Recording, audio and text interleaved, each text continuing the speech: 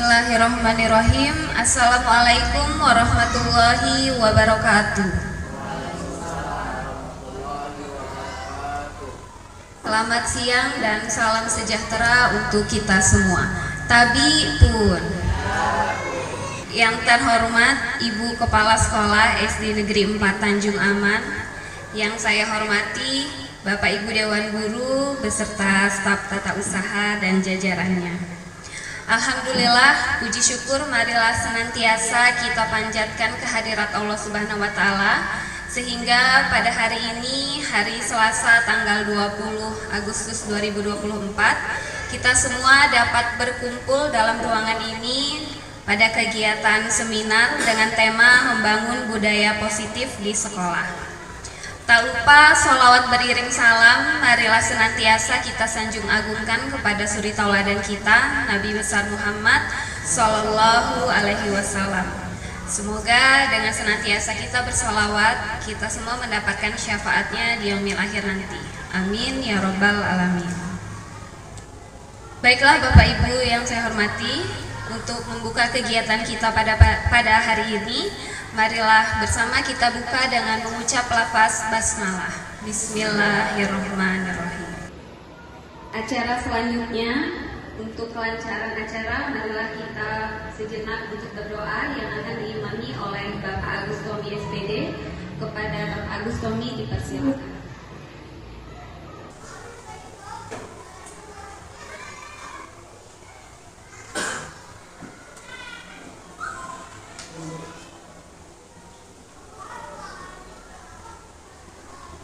Assalamualaikum warahmatullahi wabarakatuh. Marilah kita sama-sama berdoa, semoga aktivitas yang kita jalankan hari ini senantiasa mendapatkan limpahan barokah dari Allah Subhanahu wa taala. Amin. Bismillahirrahmanirrahim. Alhamdulillahirabbil alamin, hamdan syakirin, hamdan na'imin, hamdan yuwafi ni'amahu wa mazidah. Ya Rabbana lakal hamdu kama yanbaghi bijalali wajhika wa sifatihi. Allahumma shalli ala sayyidina Muhammad wa ala sayyidina Muhammad. Allahumma inna nas'aluka salamatan fid din wa taqaddam fil jasad wa jatan fil ilmi wa barakatan fil rizqi wa taubatan qabla maut wa rahmatan indal maut wa maghfiratan ba'dal maut. Allahumma inna lana fi sakratil maut wa najatan minan nar wal aqwa inal hisab. Rabbana la tujigh qulubana ba'da idh hadaytana wa hab lana min ladunka rahmah innaka antal wahhab. Rabbana zalamna anfusana wa lam taghfir lana wa tarhamna lanakunanna minal khasirin. Allahumma inna wajhika wa syukrika wa husni ibadati. Allahumma fil walidayya warhamhuma kama rabbayani saghira. Rabbana atina fid dunya hasanah wa fil akhirati hasanah wa qina adzaban nar. Rabbana la tuzigh qulubana ba'da idh hadaytana wa hab lana min ladunka rahmah innaka antal wahhab.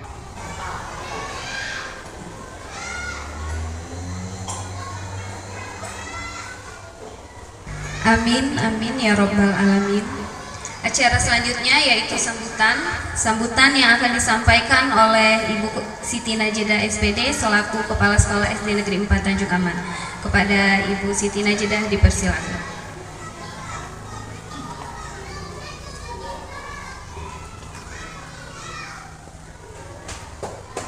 Bismillahirrahmanirrahim. Assalamualaikum warahmatullahi wabarakatuh.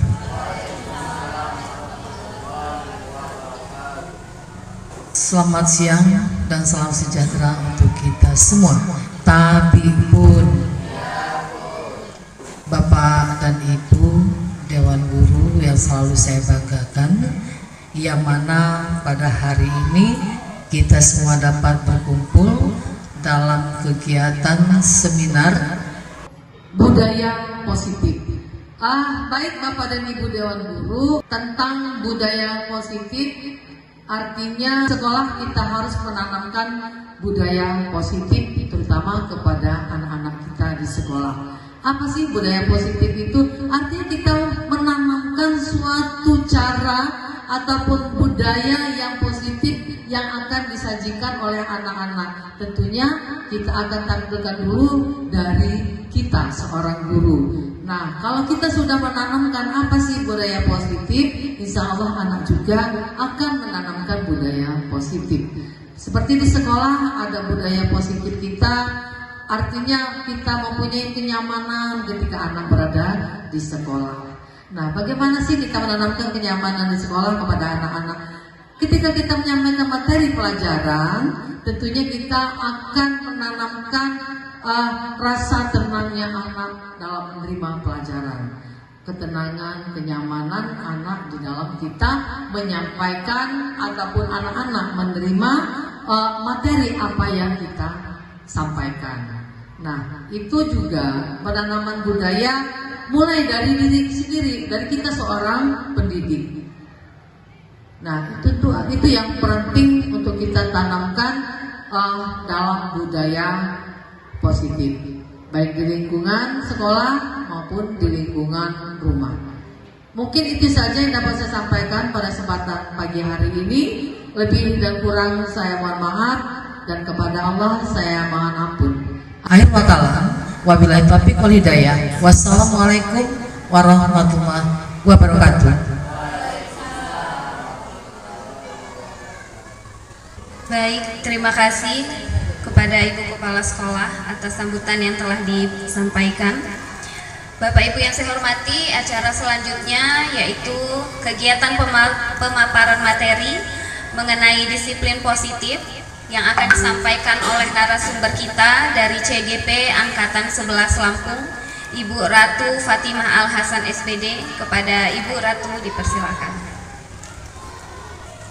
Baik, izin Ibu Kepala Sekolah dan rekan-rekan guru SD 4 Tanjung Aman.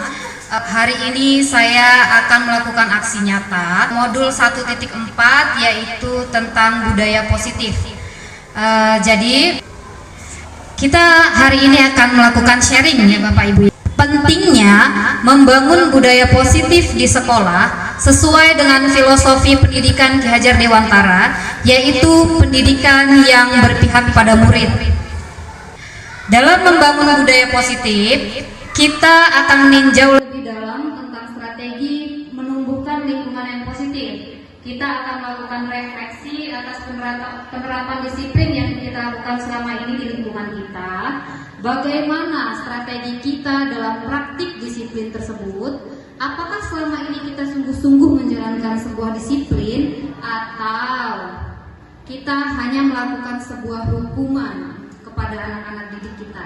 Dalam kesempatan ini juga kita akan memikirkan kembali tentang kebutuhan dasar yang sedang dibutuhkan seorang murid pada saat mereka berperilaku tidak pantas, serta strategi apa yang perlu kita terapkan yang berpihak pada murid. Selanjutnya, kita akan mengeksplorasi suatu posisi dalam penerapan disiplin yang dinamakan manajer, serta bagaimana seorang manajer menjalankan pendekatan disiplin dengan dinamika restitusi. Di sini kita akan mendalami bagaimana pendekatan restitusi fokus untuk mengembangkan motivasi intrinsik pada murid yang selanjutnya dapat menumbuhkan murid-murid yang bertanggung jawab, mandiri, dan merdeka. Lingkungan yang aman dan nyaman akan memberikan murid kesempatan untuk berproses, belajar, membuat kesalahan, belajar lagi, sehingga mampu menerima dan menyerap suatu pembelajaran. Perlu diingat, selama seseorang merasa tekanan-tekanan dalam lingkungannya, maka proses belajar akan sulit terjadi. Dan salah satu tanggung jawab kita sebagai pendidik adalah menghilangkan atau mencabut gangguan-gangguan yang menghalangi proses pengembangan potensi pada murid. Nah, jadi teman-teman, ini yang akan kita pelajari hari ini. Yang pertama adalah disiplin positif, nilai-nilai kebajikan, teori motivasi, hukuman, dan penghargaan, lalu restitusi, keyakinan kelas, kebutuhan dasar manusia, dunia berkualitas, 5 posisi kontrol, dan segitiga restitusi. Yang pertama yaitu disiplin positif. Jadi sebelum kita belajar disiplin positif, jadi teman-teman kita harus tahu dulu tentang teori kontrol, agar nanti guru dapat menerapkan pendekatan disiplin positif yang lebih efektif dan manusiawi. Menurut William Glasser, yaitu psikolog dan psikiater yang mengembangkan teori kontrol, pengaruh besar terhadap pendekatan disiplin positif di sekolah, pemikiran Glasser fokus pada membantu individu mengambil tanggung jawab atas perilaku mereka sendiri dan memenuhi kebutuhan dasar mereka dengan cara yang konstruktif.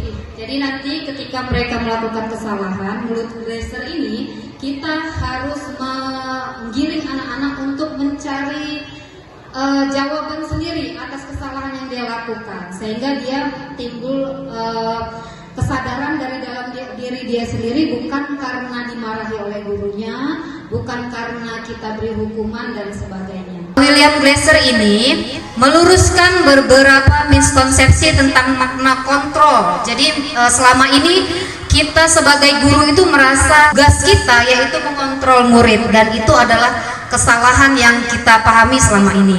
Selanjutnya, kesalahan yang berikutnya adalah semua penguatan positif itu kita anggap efektif dan bermanfaat. Ternyata tidak. Nanti kita pelajari di berikutnya bahwa ternyata penguatan positif pun ada yang salah dan ada yang benar. Jadi kita harus benar-benar memilih mana yang tepat untuk anak-anak didik kita. Selanjutnya, membuat orang merasa bersalah itu kita anggap dapat menguatkan karakter. Jadi kadang ketika anak melakukan kesalahan, kita buat dia merasa bersalah. Aduh nak, gimana sih, nanti orang tuanya kasihan loh, masa anaknya seperti ini. Nah, itu adalah membuat rasa bersalah anak, dan itu berdampak buruk bagi perkembangan anak berikutnya. Selanjutnya, ini juga miskonsepsi ya, orang dewasa memiliki hak untuk memaksa. Nah, kita selama ini kan menganggap bahwa anak didik kita itu berhak untuk kita paksa melakukan sesuatu seperti itu. Jadi Bapak Ibu bisa dilihat di kita ya, dari miskonsepsi yang terjadi di sekolah kita selama ini, yaitu guru sebagai pengontrol murid. Jadi muridnya seperti boneka ya Bapak Ibu. Selanjutnya itu ilusi bahwa semua penguatan positif itu efektif dan bermanfaat. Selanjutnya ada juga ilusi bahwa kritik dan membuat rasa bersalah mampu menguatkan karakter. Yang terakhir, ilusi bahwa seorang orang dewasa berhak untuk memaksa murid-murid. Oke, lanjut kita akan belajar tentang makna disiplin. Kita akan membahas tentang konsep disiplin positif yang merupakan unsur utama dalam mewujudkan budaya positif. Sekarang saya ingin bertanya dengan Bapak Ibu sekalian, menurut Bapak Ibu, kalau saya sebutkan kata disiplin, apa yang ada di benak Bapak Ibu sekalian? Mungkin ada yang bisa maju ke depan untuk menjelaskan sedikit tentang apa itu disiplin menurut Bapak dan Ibu sekalian.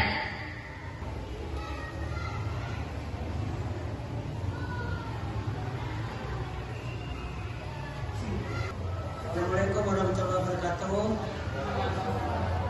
Saya mencoba menjawab ya, ini aja pendek aja ya. Disiplin kalau menurut saya itu ketaatan kita gitu dalam menjalankan atau mentaati aturan-aturan yang berlaku ya di suatu tempat ataupun di suatu lingkungan. Mungkin itu sekilas dari saya. Terima kasih. Baik, terima kasih kepada Pak Agus. Bagaimana untuk yang lain? Apakah ada lagi yang mungkin mau menyampaikan pendapatnya?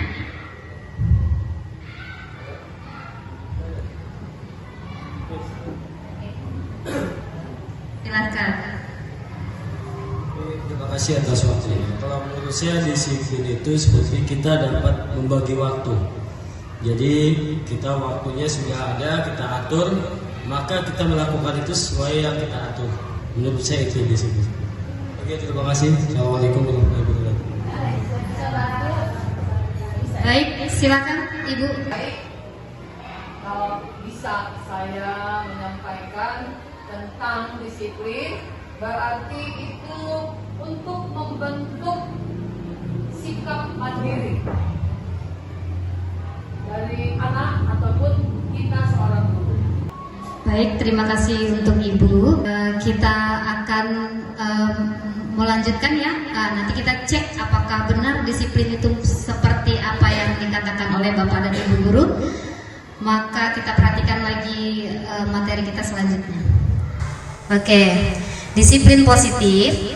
Disiplin itu ternyata berasal dari bahasa Latin, Bapak Ibu, yang artinya adalah belajar. Jadi untuk menjadi seorang murid atau pengikut, seorang itu harus paham betul alasan apa mereka mau mengikuti aturan itu dulu, sehingga motivasi yang terbangun dalam diri mereka itu adalah motivasi intrinsik, bukan ekstrinsik atau dari luar, ya Bapak Ibu. Jadi kita tuh selama ini taunya disiplin itu adalah sesuatu yang harus dikerjakan. Kalau tidak dikerjakan maka akan mendapatkan sesuatu yang tidak sesuai dengan keinginan kita. Nah, jadi ternyata disiplin itu sendiri adalah belajar. Jadi anak-anak ketika melakukan sebuah pembelajaran atau disiplin, ketika mereka melakukan sebuah kesalahan, itu adalah sesuatu yang wajar. Jadi disiplin positif merupakan salah satu cara penerapan yang bertujuan untuk menumbuhkan kesadaran serta memberdayakan peserta didik tanpa imbalan atau reward, ancaman ataupun hukuman. Materi kedua yaitu nilai-nilai kebajikan. Disiplin positif memiliki hubungan erat dengan nilai-nilai kebajikan karena keduanya bertujuan membentuk perilaku yang baik dan menciptakan lingkungan yang harmonis. Nah, sedangkan nilai-nilai kebajikan adalah nilai-nilai yang disepakati bersama, lepas dari suku bangsa, agama, bahasa maupun latar belakangnya. Jadi di sini ada Bapak Ibu, ada contoh-contoh dari nilai kebajikan yang ada di 6 institusi atau organisasi. Seperti kita misalnya ada di sekolah, itu kan kita menggunakan profil pelajar Pancasila. Nah, dalam profil pelajar Pancasila itu terdapat 6 elemen ya Bapak Ibu ya, yaitu bertakwa dan beriman kepada Tuhan Yang Maha Esa, berakhlak mulia, berkebinekaan global, gotong royong, mandiri, bernalar kritis dan kreatif. Nah, ada lagi nih Bapak Ibu contoh dari nilai kebajikan yang ada di institusi yang lain, yaitu ada toleransi, rasa hormat, integritas, mandiri, menghargai, antusias, empati. Jadi ini yang harus kita pelajari. Ternyata ini nilai-nilai kebajikan ini harus kita jelaskan ke anak-anak sebelum kita membuat kesepakatan kelas. Jadi ternyata kita itu nggak bisa tuh nyuruh anak-anak, ayo anak-anak, apa nih kesepakatan kita, sebelum kita menjelaskan dulu tentang kebajikan, nilai-nilai kebajikan yang ingin kita ambil di sekolah kita. Jadi nah ini yang akan kita pelajari nanti ya Bapak Ibu. Jadi ternyata dalam membuat kesepakatan kelas itu banyak langkah-langkah yang terlewat oleh kita. Jadi kita hanya mengambil poin intinya, sedangkan awal sebelum kita membuat kesepakatan itu kita tidak menjelaskan dulu kepada anak-anak tentang kebajikan-kebajikan apa yang ingin kita ambil di sekolah atau di kelas kita. Jadi banyak ya Bapak Ibu contoh-contoh dari nilai kebajikan itu ada empati, suara hati, kontrol diri, rasa hormat, toleransi dan sebagainya. Nilai kebajikan yang kita pilih itu harus kita sampaikan dulu kepada anak-anak agar menjadi pondasi dari keyakinan sekolah atau keyakinan kelas yang kita sepakati oleh seluruh warga sekolah, kemudian dapat memikirkan kegiatan-kegiatan apa saja yang dilakukan agar keyakinan-keyakinan tersebut dapat dipahami. Jadi setelah kita itu belajar tentang kebajikan yang akan kita ambil, kita sampaikan kepada anak-anak, baru kita ambil kesepakatannya. Nah setelah itu baru kita ajarkan. Jadi seminggu awal kita masuk itu ternyata kita nggak harus langsung belajar, Jadi kita harus setelah kita membuat kesepakatan itu, kita ajarkan ke anak-anak dalam 1 minggu itu, misalnya disiplin datang tepat waktu ke sekolah. Nah, itu harus kita ajarkan dulu ke anak-anak bagaimana mereka harus bersikap, apa yang mereka lakukan, apa yang melanggar dari kesepakatan yang dilakukan. Jadi nggak serta-merta ketika kita sudah membuat kesepakatan itu selesai. Jadi ternyata kita harus perkenalkan dulu tentang kesepakatan yang sudah kita buat itu. Jadi itu waktunya seminggu di awal sebelum kita pembelajaran itu kita memperkenalkan kesepakatan-kesepakatan yang sudah kita buat bersama anak-anak. Kita akan belajar tentang teori motivasi. Kadang kita ini melakukan sesuatu itu kan pasti ada alasannya ya Bapak Ibu ya. Misalnya seperti kita seorang guru datang tepat waktu misalnya ya. Itu kan pasti ada kenapa kita datang tepat waktu. Bisa karena takut dengan hukuman, atau karena kesadaran diri kita sendiri, atau karena kita mengharapkan hadiah reward dari kepala sekolah, seperti itu. Jadi kita akan belajar ternyata ada namanya teori motivasi. Jadi motivasi apa yang kita miliki untuk melakukan sebuah kegiatan seperti itu. Menurut Diana Gosen dalam bukunya menyatakan ada 3 motivasi perilaku manusia. Jadi yang pertama adalah yang untuk menghindari kenyamanan atau hukuman. Nah, ini adalah tingkat terendah dari motivasi perilaku manusia. Misalnya anak nih mau buang sampah itu karena takut dimarahin gurunya. Nah, itu namanya motivasi karena takut akan hukuman. Selanjutnya ada lagi ingin mendapatkan imbalan atau penghargaan dari orang lain. Dengan motivasi ini, orang akan bertanya apa yang saya dapatkan apabila saya melakukan sesuatu. Jadi ketika kita itu mau diminta bantuan, saya ini dapat apa nih? Nah, itu motivasi ternyata untuk mendapatkan hadiah atau pujian. Jadi yang pertama tadi adalah karena dia takut dengan hukuman, yang kedua dia ingin mendapatkan hadiah atau reward. Selanjutnya yang ketiga, untuk menjadi orang yang mereka inginkan dan menghargai diri sendiri dengan nilai-nilai mereka percayai. Orang dengan motivasi ini akan bertanya, akan menjadi orang seperti apa apabila saya melakukan itu.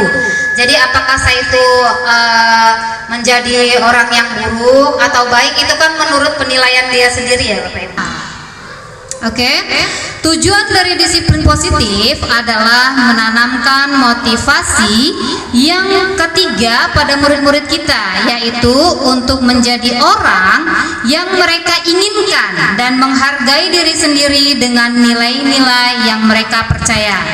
Ketika murid-murid kita memiliki motivasi tersebut, mereka telah memiliki motivasi intrinsik yang berdampak jangka panjang, motivasi yang akan terpengaruh pada adanya hukuman atau hadiah.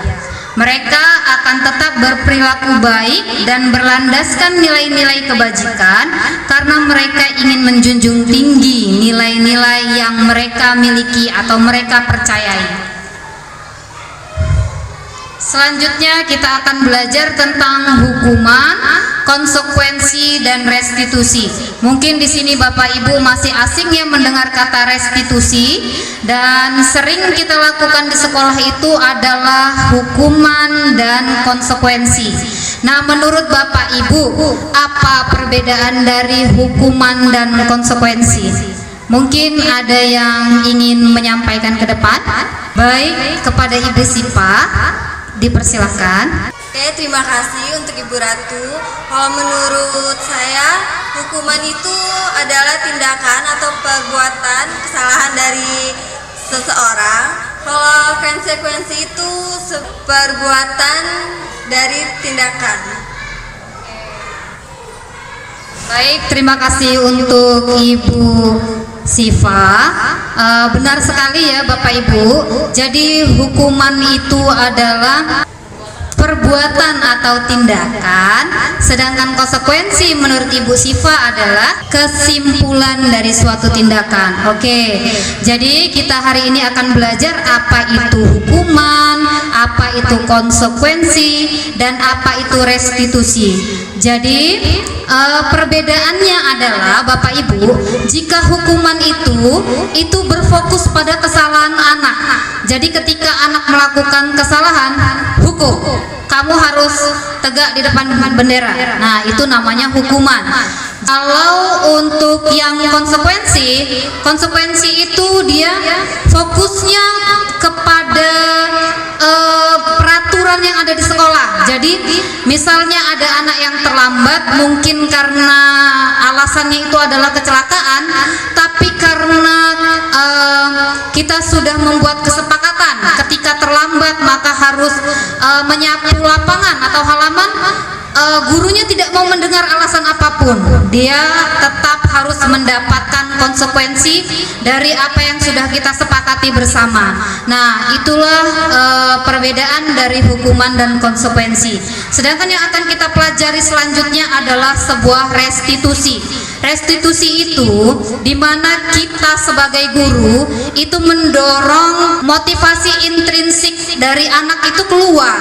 Jadi kita pancing dengan pertanyaan-pertanyaan sehingga ketika anak itu melakukan kesalahan, dia sendiri yang mencari atau menjawab kesalahan yang dia lakukan, sehingga ketika dia sadar bahwa kesalahan dia itu tidak boleh dilakukan, tidak sesuai dengan kesepakatan, maka dia akan menyadari dalam dirinya sendiri dan tidak akan mengulanginya lagi.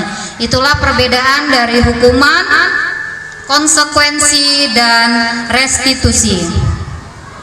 Nah, ini adalah contoh kasus siswa sering tidak mengerjakan PR. Nah, kalau dia hukuman, itu guru menghukum siswa hormat bendera selama 10 menit. Lalu guru marah dan murid menjadi takut. Selanjutnya, untuk siswa yang sering tidak mengerjakan PR tapi mendapatkan konsekuensi, itu guru memberikan konsekuensi mengerjakan PR-nya di saat istirahat atau dikerjakan sebanyak 3 kali lipat. Ini guru memang tegas, namun siswa menjadi merasa tidak nyaman dengan konsekuensi yang diberikan kepada anak tersebut. Selanjutnya, jika contoh dalam restitusi itu guru akan menanyakan dulu nih keyakinan kelas anak tersebut. Ketika dia tidak mengerjakan tugas, keyakinan kelas apa nak yang kita sudah buat bersama-sama kemarin, yang saat ini mungkin sedang kamu langgar atau tidak kamu patuhi kesepakatannya. Lalu siswa akan mencari jawaban sendiri atas kesalahan yang dia lakukan. Dengan demikian, guru akan menjadi orang yang terbuka dan siswa akan menghormati gurunya dan dirinya sendiri. Jadi kesimpulannya, restitusi adalah proses menciptakan kondisi bagi murid untuk memperbaiki kesalahan mereka sehingga mereka bisa kembali pada kelompok mereka dengan karakter yang lebih kuat. Restitusi juga merupakan proses kolaboratif yang mengajarkan murid untuk mencari solusi untuk masalah mereka dan membantu murid berpikir tentang orang seperti apa yang mereka inginkan dan bagaimana mereka harus memperlakukan orang lain. Oke. Nah, ini adalah contoh-contoh ya dari hukuman dan konsekuensi. Sekarang saya ingin bertanya, menurut Bapak dan Ibu sekalian, yang pertama, mencatat 100 kali di dalam buku kalimat "saya tidak akan terlambat lagi", karena terlambat datang ke sekolah itu merupakan hukuman, konsekuensi, atau restitusi. Mungkin ada yang ingin menyampaikan ke depan? Silakan Ibu Dea.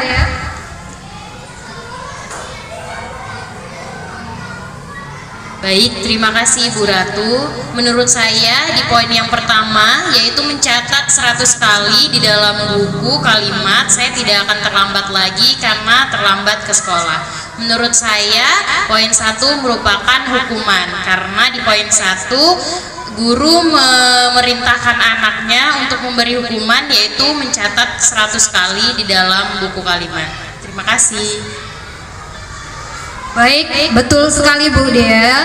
Jadi yang pertama ini adalah contoh dari hukuman Bapak Ibu ya. Jadi ketika anak melakukan kesalahan langsung diberikan perintah sesuai dengan apa yang diinginkan oleh gurunya. Selanjutnya, untuk yang pertanyaan kedua, lari mengelilingi lapangan basket 2 kali karena terlambat hadir di sekolah. Apakah itu merupakan hukuman atau konsekuensi atau sebuah restitusi? Mungkin ada lagi yang ingin menjawab ke depan. Baik, terima kasih Ibu Ratu. Menurut saya, lari mengelilingi lapangan basket 2 kali karena terlambat hadir di sekolah merupakan hukuman. Terima kasih. Baik, tepat sekali Ibu Yanita. Terima kasih untuk jawabannya. Kita lanjutkan yang ketiga, membersihkan coretan yang dibuatnya di meja tulis. Menurut Bapak Ibu, apakah ini sebuah hukuman, konsekuensi atau restitusi? Oke, kepada Ibu Parlina boleh maju ke depan.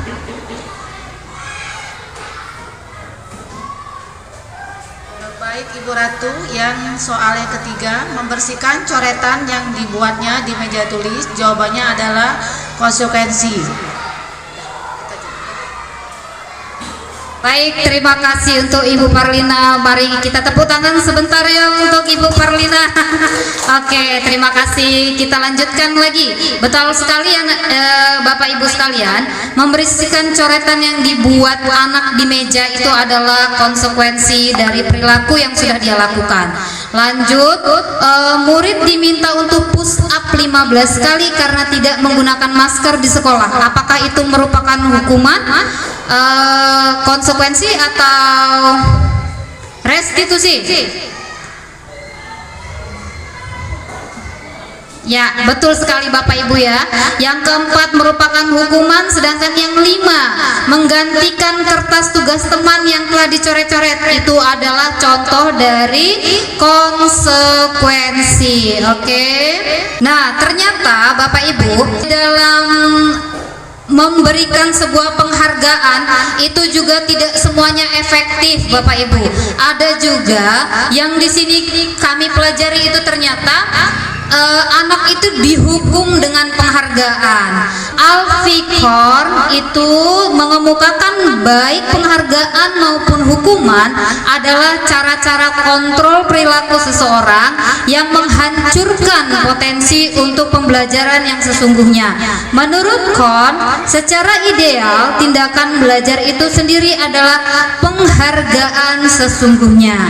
Kohn selanjutnya mengemukakan beberapa pernyataan dari hasil pengamatannya selama ini tentang tindakan pemberian penghargaan yang nilainya sama dengan penghukuman seseorang. Nah, jadi memberikan hukuman atau reward itu ternyata memiliki pengaruh jangka pendek dan jangka panjang. Penghargaan efektif jika ingin menginginkan seseorang melakukan sesuatu yang kita inginkan dalam jangka waktu pendek.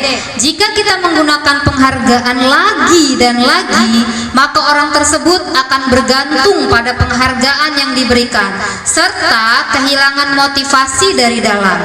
Jika kita mendapatkan penghargaan untuk melakukan sesuatu yang baik, maka selain kita senantiasa berharap mendapatkan penghargaan tersebut, kita pun menjadi tidak menyadari tindakan baik yang kita lakukan. Oke, selanjutnya kita akan belajar ternyata penghargaan juga ada yang tidak efektif. Suatu penghargaan adalah suatu benda atau peristiwa yang diinginkan yang dibuat dengan persyaratan. Hanya jika Anda melakukan ini, maka Anda akan mendapatkan penghargaan yang diinginkan. Jika saya mengharapkan sesuatu penghargaan dan tidak mendapatkannya, maka saya akan merasa kecewa dan berkecil hati. Serta kemungkinan lain, saya tidak akan berusaha sekeras sebelumnya.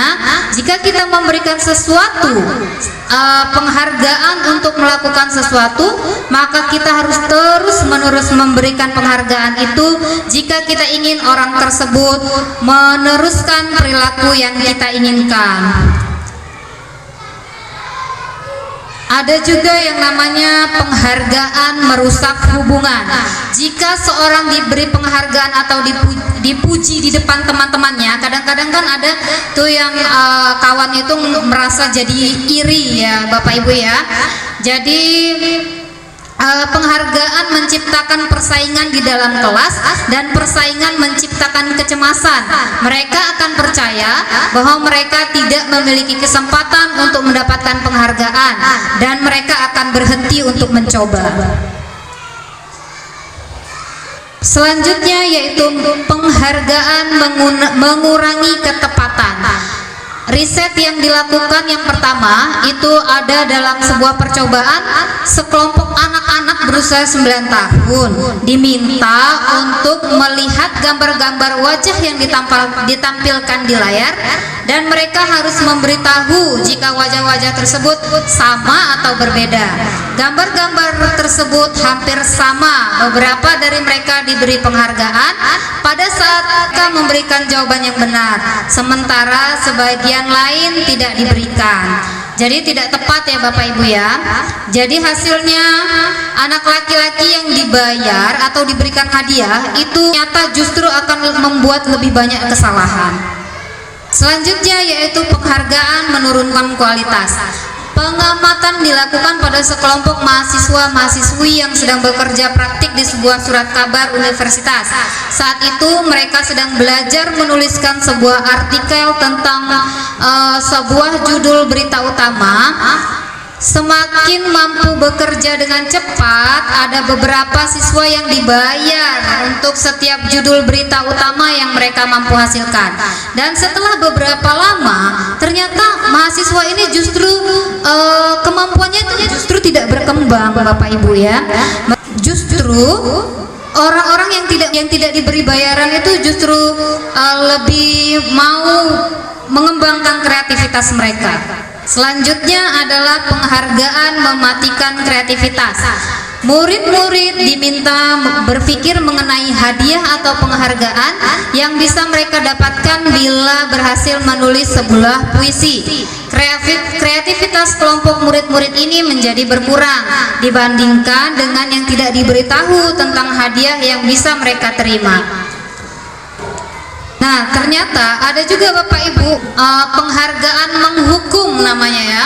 Jadi penghargaan menghukum ini, mereka yang tidak mendapatkan penghargaan, misalnya dalam sistem ranking, jika dia mendapatkan ranking 2, dia merasa dihukum. Memberikan penghargaan dan hukuman adalah hal yang sama, karena keduanya mencoba mengendalikan perilaku seseorang. Karena orang pada dasarnya tidak suka dikendalikan. Dalam jangka waktu lama, penghargaan akan terlihat sebagai hukuman. Jika suatu penghargaan diharapkan, namun Anda tidak mendapatkannya, Anda akan merasa dihukum. Selanjutnya kita akan belajar tentang motivasi dari dalam diri atau intrinsik. Saat seorang anak belajar untuk pertama kali menggabungkan huruf-huruf dan kata-kata serta menyadari bahwa ia dapat membaca, timbul pijar di matanya dan senyuman di wajahnya. Anak tersebut begitu gembira bahwa ia telah mempelajari dan menguasai sesuatu keterampilan baru. Kesadaran akan kemampuan bahwa dia sudah mendapat membaca sesungguhnya sudah merupakan sebuah penghargaan. Jika kita memberikan penghargaan kepada seseorang anak pada saat dia sedang merasa bangga dengan pencapaiannya sendiri, maka kita akan mengambil kegembiraan yang saat itu sedang dirasakan secara alami oleh anak. Jadi ketika anak itu merasa bisa, Bapak Ibu, itu justru adalah penghargaan yang sebenarnya yang akan menumbuhkan kemampuan anak-anak didik kita. Jadi ketika murid kita melakukan kesalahan, itu tidak boleh kita membuat dia itu merasa bahwa dia adalah seorang penjahat. Kita harus membuat dia menyadari bahwa membuat kesalahan itu adalah hal yang wajar, seperti itu. Lanjut, kita akan membuat keyakinan kelas. Murid-murid perlu mendengarkan dan memahami arti sesungguhnya tentang peraturan-peraturan yang diberikan, apa nilai kebajikan di balik peraturan tersebut, apa tujuan utamanya, dan menjadi tidak tertarik atau takut sehingga hanya sekedar mengikuti kerangkaian peraturan-peraturan yang mengatur mereka tanpa memahami tujuan mulianya. Pembentukan keyakinan sekolah atau kelas bersifat lebih abstrak daripada peraturan yang lebih rinci dan konkret. Keyakinan kelas merupakan pernyataan-pernyataan universal. Pernyataan keyakinan kelas senantiasa dibentuk dalam bentuk positif. Keyakinan kelas hendaknya tidak terlalu banyak sehingga mudah diingat dan dipahami oleh semua warga kelas. Keyakinan kelas sebaiknya sesuatu yang dapat diterapkan di lingkungan tersebut. Semua warga kelas hendaknya ikut berkontribusi dalam pembuatan keyakinan kelas lewat kegiatan curah pendapat, bersedia meninjau kembali keyakinan kelas dari waktu ke waktu. Nah, ini adalah prosedur pembuatan keyakinan kelas. Kita sudah pernah melakukannya ya Bapak Ibu ya. Jadi di awal semester kemarin kita sudah membuat keyakinan kelas kita di kelas kita masing-masing. Yang pertama itu kita mempersiapkan warga sekolah atau murid di kelas kita untuk bercurah pendapat tentang peraturan yang disepakati di sekolah kita. Yang kedua, kita akan mencatat semua masukan-masukan murid atau warga sekolah di papan tulis atau kertas besar seperti yang kita buat kemarin ya Bapak Ibu ya. Ketika nanti ada anak-anak yang membuat kalimat negatif, maka kita rubah dulu kalimatnya menjadi kalimat yang positif. Selanjutnya kita tinjau kembali Bapak Ibu daftar curah pendapat yang sudah dicatat, lalu kita rangkum ya Bapak Ibu ya. Kita tentukan nilai kebajikan atau keyakinan yang kita setujui dari peraturan tersebut. Contohnya berjalan di kelas, dengarkan guru, datang tepat waktu, berada di bawah satu payung yaitu keyakinan untuk saling menghormati, atau nilai kebajikan yaitu hormat. Keyakinan inilah yang dimasukkan ke dalam daftar yang disepakati. Kegiatan ini juga yang merupakan pendalaman pemahaman bentuk peraturan ke keyakinan sekolah atau kelas. Selanjutnya kita tinjau kembali daftar curah pendapat yang sudah kita buat bersama anak-anak. Setelah keyakinan kelas kita itu kita buat, maka semua warga kelas dipersilahkan meninjau ulang, menyetujui, dan akhirnya menandatangani. Jadi ini juga yang kita lewatkan ya Bapak Ibu ya. Setelah kita sepakati, ternyata kita juga harus mengajak anak-anak untuk menandatangani kesepakatan kita bersama. Selanjutnya, keyakinan atau kesepakatan itu bisa kita tempel di dinding kelas di tempat yang mudah dilihat oleh warga sekolah. Agar semua warga kelas dapat memahami setiap pernyataan yang telah tercantum dalam keyakinan kelas, maka selama seminggu di awal tahun ajaran baru dapat dedikasikan untuk pendalaman setiap keyakinan dengan berbagai kegiatan. Contoh satu kegiatannya ya Bapak Ibu, hari berikutnya itu kita mengajak anak-anak untuk melakukan sebuah kegiatan untuk mendalami keyakinan kelas yang sudah kita sepakati. Yang pertama, kita bisa mengajak anak melakukan kegiatan yaitu membuat sebuah kelompok-kelompok kecil di dalam kelas kita, lalu kita buat kertas. Anak itu kita minta untuk membuat tabel ya, sebuah tabel yang isinya adalah tampak seperti atau tidak tampak seperti. Nah, ini adalah contohnya ya. Contoh tampak seperti dan tidak tampak seperti. Jadi setelah kita membuat kesepakatan itu, kita minta anak untuk membuat kalimat-kalimat yang sudah kita contohkan terlebih dahulu. Misalnya ini ada keyakinan kelas yaitu rasa diterima dan rasa dimiliki. Nah, mereka akan membuat kalimat tampak seperti. Jadi tampak seperti itu, satu, mereka harus saling mendukung. Jadi semua siswa saling mendukung dalam berbagai kegiatan, baik dalam belajar maupun aktivitas di luar kelas. Yang kedua, menghargai perbedaan. Setiap siswa menghargai perbedaan pendapat, latar belakang, dan keunikan teman-temannya. Yang ketiga, berkomunikasi dengan baik. Jadi tampak seperti itu bisa dilihat dari semua siswa yang berbicara dengan sopan dan menggunakan bahasa yang baik ketika berinteraksi satu sama lain, melibatkan semua anggota dan berpartisipasi dalam diskusi, baik itu dalam pelajaran ataupun dalam permainan Bapak Ibu ya, sehingga tidak ada yang merasa terabaikan. Selanjutnya, saling menyapa. Siswa menyapa dan menunjukkan sikap ramah kepada teman-teman dan guru ketika masuk ke dalam kelas. Nah, ini adalah contoh tidak tampak seperti itu. Ada satu tidak tampak, jadi ini berarti negatifnya, atau ini yang tidak boleh mereka lakukan, yang tidak sesuai dengan keyakinan yang sudah mereka buat kemarin. Yang pertama, pengucilan. Jadi ada siswa yang sengaja dibiarkan atau dijauhi oleh kelompok lain. Siswa mengejek atau menertawakan teman-teman yang berbeda pendapat atau mengalami kesulitan dalam tugas. Juga siswa mengabaikan keberadaan teman-teman yang membutuhkan bantuan atau dukungan. Selain itu, ada juga siswa tidak memperhatikan perasaan teman-temannya dan bertindak sesuka hati tanpa memikirkan dampaknya pada orang lain. Siswa hanya bergaul dengan kelompok tertentu dan menolak untuk melakukan berbicara dengan teman yang lain. Nah, jadi selain yang tadi tampak seperti dan tidak tampak seperti itu, kita juga bisa mengajak anak untuk mencari kalimat-kalimat terdengar, terlihat, dan perilaku. Jadi keyakinan yang mereka sudah buat itu, mereka lihat nih, mereka buat cari apa sih kalimat-kalimat yang harus mereka ucapkan yang sesuai dengan keyakinan kelas mereka, apakah itu sopan atau tidak dan sebagainya. Itu untuk yang terdengar. Untuk yang terlihat itu sikap-sikap apa yang harus mereka lakukan di dalam kelas yang sesuai dengan keyakinan kelas mereka. Selanjutnya yang ketiga adalah berperilaku. Jadi di dalam kelas itu mereka harus berperilaku seperti apa yang sesuai dengan keyakinan yang sudah mereka pilih tadi. Kita ke materi selanjutnya. Materi selanjutnya adalah 5 kebutuhan dasar manusia. Kita sebagai guru dan murid itu memiliki 5 kebutuhan dasar manusia. Yang pertama itu kebutuhan untuk bertahan hidup, kebebasan, kasih sayang dan rasa diterima, penguasaan, dan kesenangan.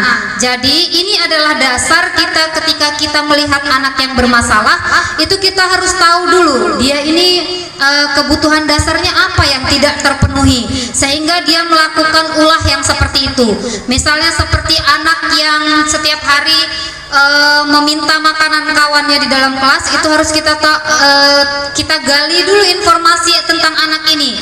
Apakah di rumah dia kebutuhan makannya tercukupi, itu termasuk dari kebutuhan bertahan hidup, atau dia ingin kebutuhan penguasaan dia yang kurang atau tidak dipenuhi di rumah sehingga dia berperilaku buruk di sekolahan, seperti itu. Baik, selanjutnya ini adalah 5 posisi kontrol restitusi.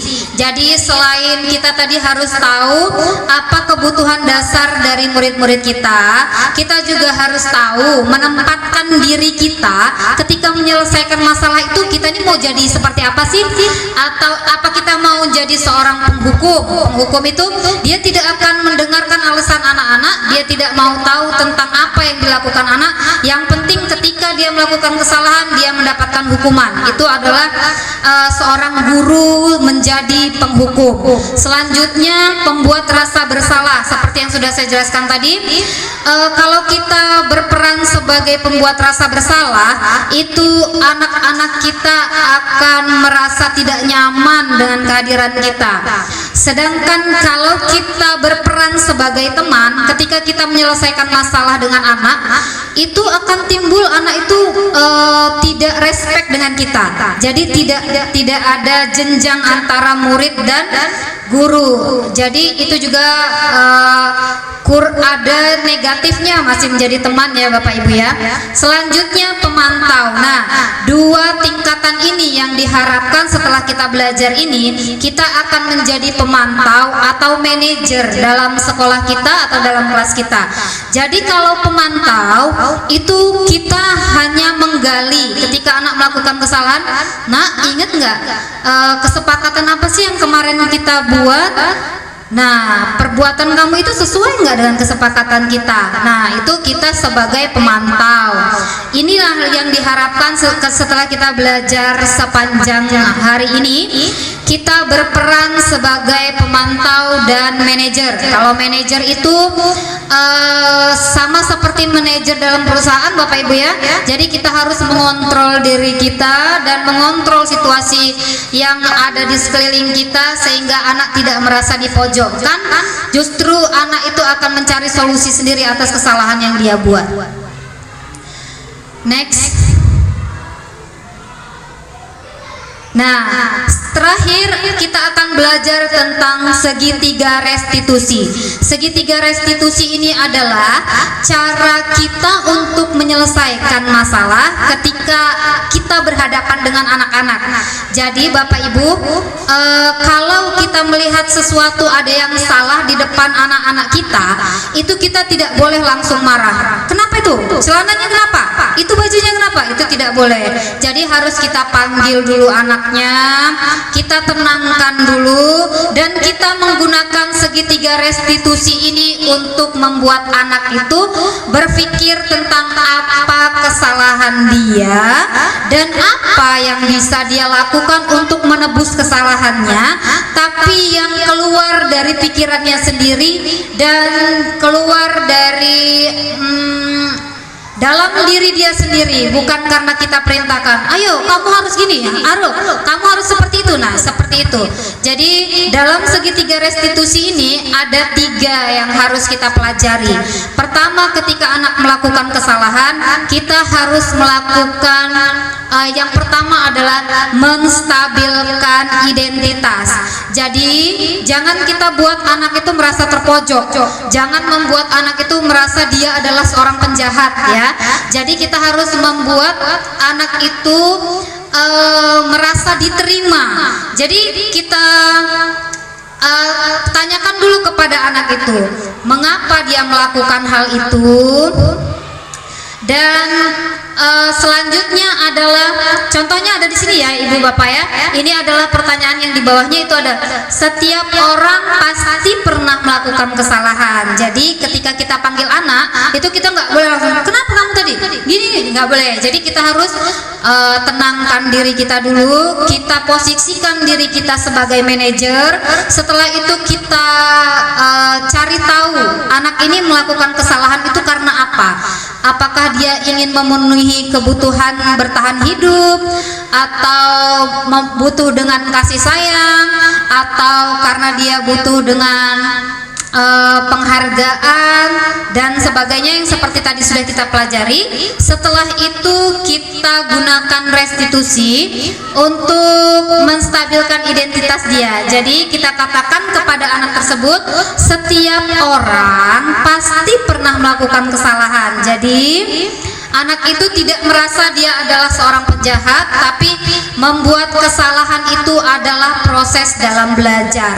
Jadi membuat kesalahan itu bukan sebuah dosa, itu adalah proses dia menuju pendewasaan dia. Nah, selanjutnya setelah kita menstabilkan identitas, kita akan melakukan validasi tindakan yang salah. Jadi untuk memvalidasi tindakan yang salah itu ada contohnya di depan ya Bapak Ibu. Di situ ada kamu tentu punya alasan. Nah, jadi setelah tadi kita buat dia merasa bahwa kesalahan dia itu kita juga pernah loh ngelakuin, nggak apa-apa kok ngelakuin kesalahan itu, wajar-wajar aja. Nah, setelah itu baru kita belajar, baru kita validasi tindakan dia dengan bertanya apa alasan dibalik dia melakukan itu. Selanjutnya yang terakhir yaitu tentang keyakinan kelas. Jadi menanyakan keyakinan kelas yang sudah kita buat. Nah, inilah gunanya kita membuat kesepakatan di awal pembelajaran Bapak Ibu. Ketika anak itu melakukan kesalahan, kita bisa menggali apa yang bisa dia lakukan dengan mengingatkan dia tentang keyakinan kelas yang sudah kita buat bersama-sama. Baik Bapak Ibu, demikian yang bisa saya sampaikan hari ini. Saya berharap Bapak Ibu tahu tentang apa itu kebutuhan dasar kita, di mana kita memposisikan diri kita, dan bagaimana kita menyelesaikan dengan anak menggunakan segitiga restitusi. Lebih kurangnya saya mohon maaf. Assalamualaikum warahmatullahi wabarakatuh. Baik, terima kasih Ibu Ratu atas pemaparan materi yang telah diberikan tadi. Semoga dapat bermanfaat untuk kita semua. Dan untuk kesimpulan akan disampaikan oleh Ibu Kepala Sekolah. Kepada Ibu Kepala Sekolah kami persilakan. Baik Bapak dan Ibu Dewan Guru, alhamdulillah pada kesempatan pagi hari ini guru kita, calon guru penggerak ataupun CGP, Ibu Ratu Fatimah, Sarjana Pendidikan, telah menampilkan aksi nyatanya pada kesempatan pagi hari ini. Mudah-mudahan tentunya akan bermanfaat bagi kita semua guru yang hadir, dan tentunya akan bermanfaat juga kepada Ibu Ratu setelah menampilkan aksi nyatanya. Semoga Ibu Ratu dan kita semua, dan khususnya Dewan Guru, ke depan akan lebih maju lagi. Dan kepada Ibu Ratu, CGP sukses untuk Ibu Ratu. Semoga selesai dengan CGP-nya dengan baik. Terima kasih. Wassalamualaikum warahmatullahi wabarakatuh.